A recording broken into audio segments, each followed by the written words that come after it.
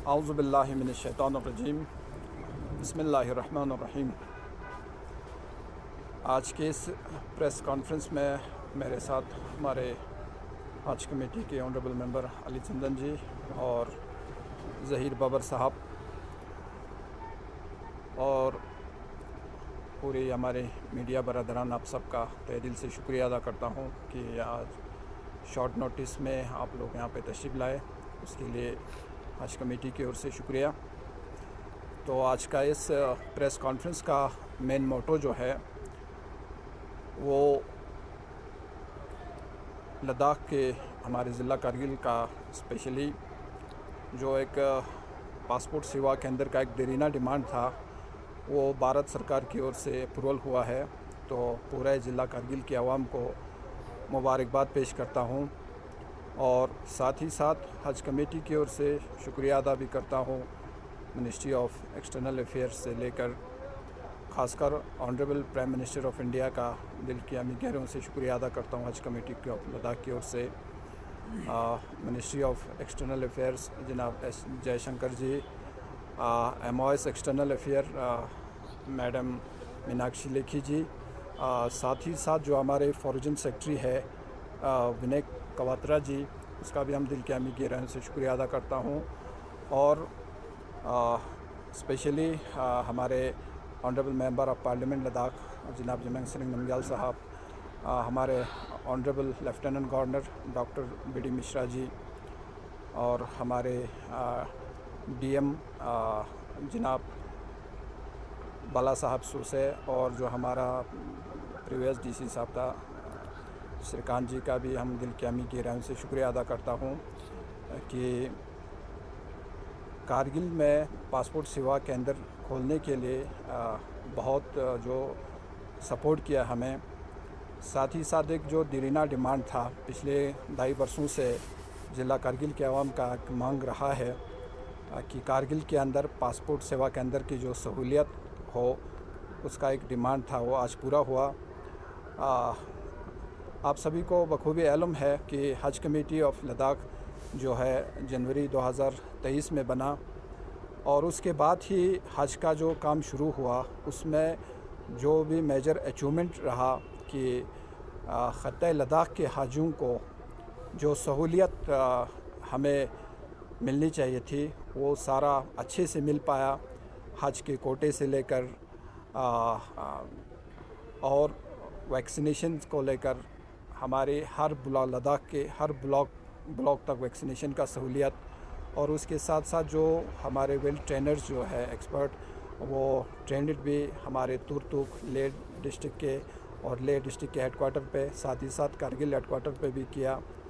और बहुत ही अच्छे से जो इस साल का हज जो है वो अच्छे से हज का जो अमाल था वो अच्छी तरह से अंजाम देकर लद्दाख वापस पहुँचे।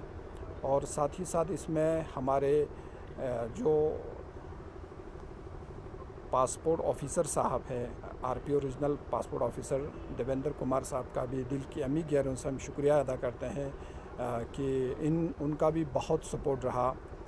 ख़ासकर हज के जो ड्यूरेशन में यहाँ पे पासपोर्ट का जो कैंप लगाया, उसमें भी 3 दिन के अंदर हमारे 523 पासपोर्ट का जो हमारा रजिस्ट्रेशन हुआ, वो भी एक मेजर अचीवमेंट थी।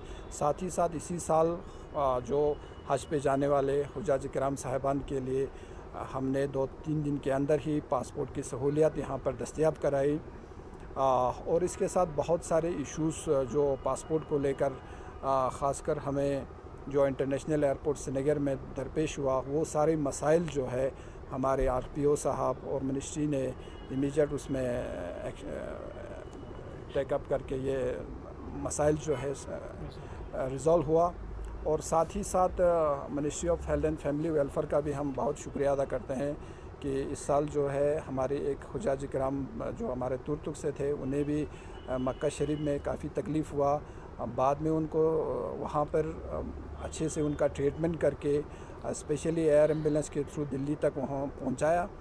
तो कुल मिला के हज कमेटी ऑफ लद्दाख की ओर से पूरे हमारे लद्दाख के अवाम की सहूलियत और उनके बहबूदी के लिए जो काम किया है वो भारत सरकार का हम तहे दिल से शुक्रिया अदा करते हैं। जो भी इश्यूज़ आए थे वो टाइम टू टाइम रिज़ॉल्व किया।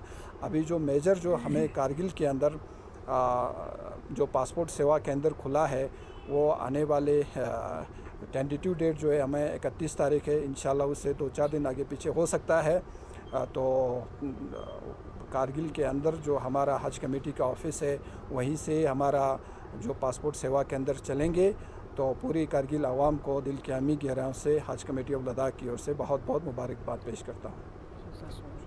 सर, ये जो पासपोर्ट केंद्र जो सेवा यहाँ पे जो एस्टेब्लिश हो रहा है, इसमें क्या वो सारी फैसिलिटीज़ होंगी जो एक पासपोर्ट को ज़रूरत होने वालों को, ये मतलब फैसिलिटीज़ पूरे होंगी कि कहीं दाएँ बाएँ घूमना पड़ेगा? जी, ये बहुत ही फुल फ्लेज हमारा सेवा केंद्र रहेगा।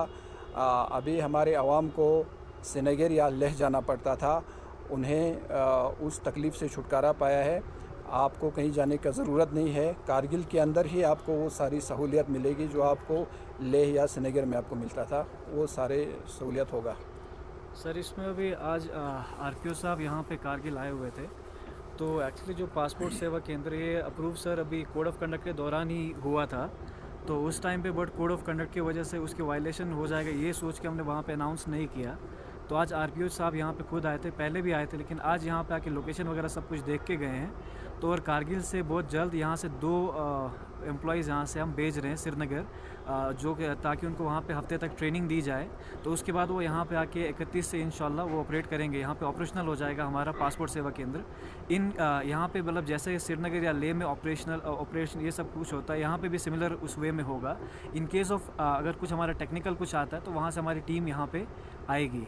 बाकी हज कमेटी जब से फॉर्मेशन जब से हज कमेटी की हुई है तब से उस जो हमारा पहला प्रेस था जहाँ पे हमने 3-4 चीज़ें बताई थी कि पहला हेड ऑफिस जो हमारा जो हेडक्वार्टर है कारगिल में होना, या उसमें कोटा सिस्टम जो हम ख़त्म करने की बात कर रहे थे, और उसके बाद पासपोर्ट सेवा केंद्र की जो हमने बात की। लगभग आज जो हमने पहले प्रेस में बातें की थी या जो हमने इश्यूज़ रखे थे वो सारे हमारे लगभग रिजॉल्व हो चुके हैं।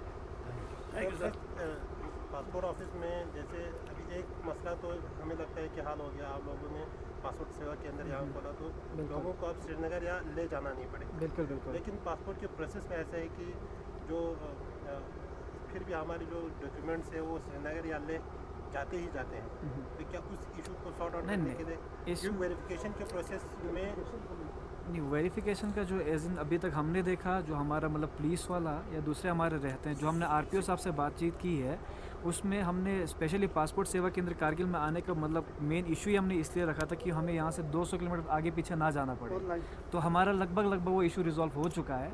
बाकी हमने स्टार्टिंग में जैसे आज कमेटी अभी फ्रेम हुए भी ज़्यादा टाइम नहीं हुआ है, इसमें हमने सारे इश्यूज़ को एक अच्छी तरीके से टेकअप करके सबको रिजॉल्व किया है। तो इंशाल्लाह इसमें भी कोई हम इशू आने नहीं देंगे, और टाइम टू टाइम कोई इशू आ सकता है उसको हम उसी टाइम पे हम रिज़ॉल्व करते जाएंगे, क्योंकि हमारे लिए भी ये कोई नई चीज़ है। तो इंशाल्लाह उसमें हम कोशिश करेंगे। और हमने इसको हज कमेटी के साथ में ऑफिस इसलिए रखा है ताकि हम उस पर ज़ेर नज़र हम उस पर हम नज़र रख सकें।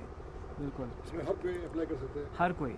तो हमारा एक उम्मीद ये है कि मतलब अभी आने वाले टाइम में जैसे आफ्टर इसका इनॉग्रेशन कि मतलब स्टार्टिंग में एक मतलब हो सकता है कि मतलब 50-60 नफ़र ऐसे एक मतलब क्यू रहे, लेकिन जब कारगिल में हो मतलब यहाँ पे एस्टैब्लिश होने के बाद मेरे ख्याल से आहिस्ता वो मतलब इतना वो भी नहीं रहेगा, रश भी नहीं रहेगा। क्योंकि अभी हम लेह में देखते हैं तो उनका जब हमने पूछा मतलब एक दिन में शायद 6 से 8 नफ़र ही आ रहे हैं उनके ऑन एन एवरेज।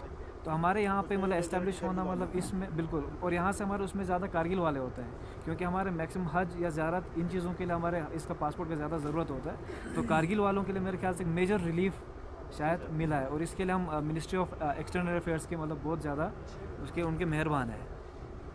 अभी नूरी साहब ने जो फरमाया इसमें हमने अभी तक 20 से 25 तक ऐसे केस सॉल्व किए हैं जो पिछले एक साल से पेंडिंग थे। यानी कि बहुत सारे हुज्जाज किराम का जो फाइल जो है लास्ट एक साल से पेंडिंग पड़ा था, उसका या पुलिस वेरिफिकेशन प्रॉपर नहीं हो पा रहा था या CID क्लियरेंस उसका नहीं जा रहा था। तो ये प्रॉपर ऑफिशियल उससे होगा। उसमें भी हम कोशिश कर रहे हैं जितने भी फाइल जाए उसको हम SSP CID जो हमारे लेह में है उनसे भी डे टू डे टेकअप करते हैं। तो इंशाल्लाह इससे जो इश्यूज़ होगा वो सॉल्व होते जा रहे हैं। जी।